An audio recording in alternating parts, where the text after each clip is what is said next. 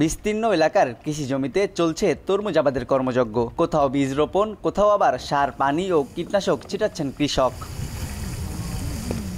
খুলনার বিভিন্ন এলাকায় মাঠে মাঠে এমন ব্যস্ততা, তবে সেচ সংকটে দুশ্চিন্তায় কৃষক। তারা বলছেন, খাল বিলে জমে থাকা পানি শেষ প্রায়। দূরের জলাশয় থেকে পানি সেচ যন্ত্রের সাহায্যে পাইপ দিয়ে আনতে হচ্ছে খেতে। অপরিকল্পিত খাল খনন ও বাঁধ ইজারা দিয়ে মাছ চাষ সহ বিভিন্ন কারণে এমন দুর্ভোগ।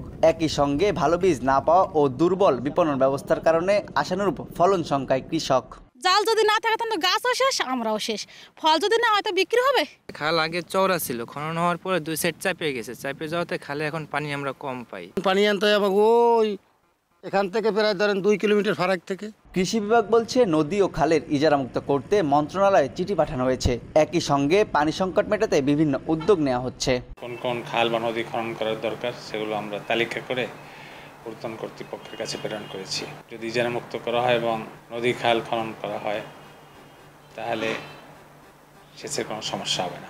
কৃষি বিভাগের তথ্যমতে চলতি মৌসুমে জেলার উপকূলীয় 5 উপজেলার 17,291 হেক্টর জমিতে তরমুজের আবাদ হয়েছে, যা থেকে প্রায় 1,500 কোটি টাকার বাণিজ্যের আশা করা হচ্ছে। তানজিম আহমেদ, সময় সংবাদ, খুলনা।